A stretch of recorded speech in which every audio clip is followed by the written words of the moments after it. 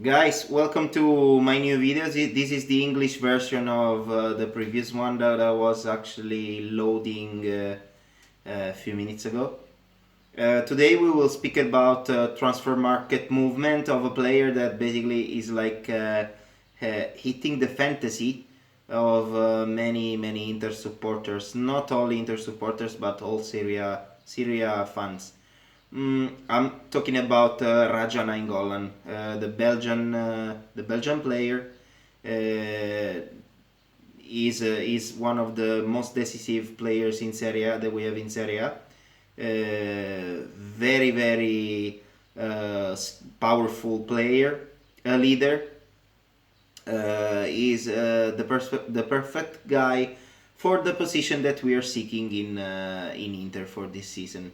That is the number 10, the player that is supposed to add goals and danger to the attacking movements of Inter as a team. Today I will try to actually add a point of view, not only technical, not only tactical, about why signing Raja Nainggolan right now would be a great deal for Inter. Let's go a bit back in the past. He was actually having the best 2 seasons of his life under the Spalletti period in Rome. He was actually trained and led by him on changing his position and go a bit forward in the pitch, a bit close to the goal as a number 10, as I said.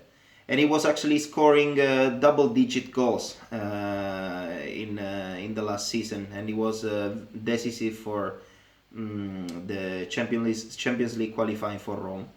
Then in this season he was not so decisive. He was not scoring that much goals as the last season. But still, he was one of the best midfielders that we have in Serie A. Not only in Serie A, also in Europe, I believe. Why for Inter would be a great deal?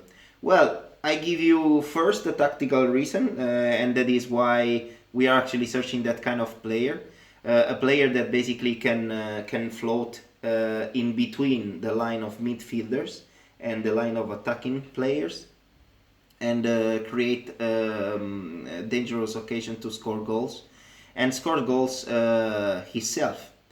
Nainggolan is actually the perfect example of the player we are searching. Spalletti loves him. He was basically adapting him on this position with great results in the last season. And so I believe, they are desperately trying to reach an agreement to sign him. Another great reason is an economic reason. With the last season, that was not the best of his career, let's say.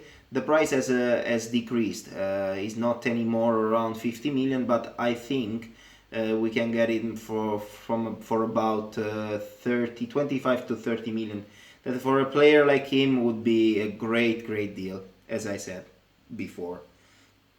Another reason, and now I will speak about a bit about basic psychology. That is one of my of other passion of mine. I didn't study it, but I try to always be analytic on these kind of things regarding players.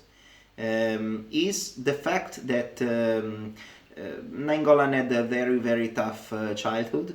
He was actually abandoned by his father, and he was raised by his mother in poverty, and so it was a very tough childhood. He's a troubled man. He has a lot of addictions. Let's say he's drinking, he's smoking. He's not the best example of a professional player, but in the pitch you will never notice something like that. His performance is always consistent, but during the time that he was actually trained by Luciano Spalletti, I believe he was actually seeing in him like a father figure. someone that was leading him with as an example in the pitch and also in life, putting rules, putting actually setting behavior rules, not only behavior rules, but also setting goals for him, and always control that he was doing the best in the pitch and outside the pitch. I will give you other couple of examples of players with the similar struggling in childhood. They were actually giving the best of their self under charismatic coaches and trainers. I will take for the first example one of the heroes of the triplete tribal in Inter. This is actually the shirt of the triplete season 2009-2010, and I'm talking about Mario Balotelli. He was doing actually the best performance of his career under Roberto Mancini. Balotelli was adopted, so also very challenging childhood.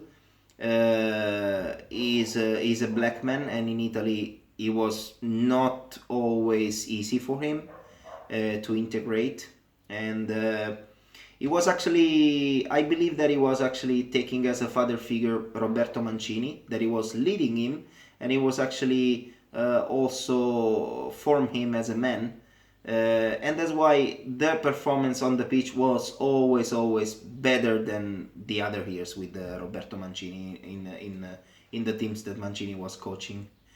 Another example that I will take is Arturo Vidal, the Chilean player, a very similar player to Nainggolan, I would say.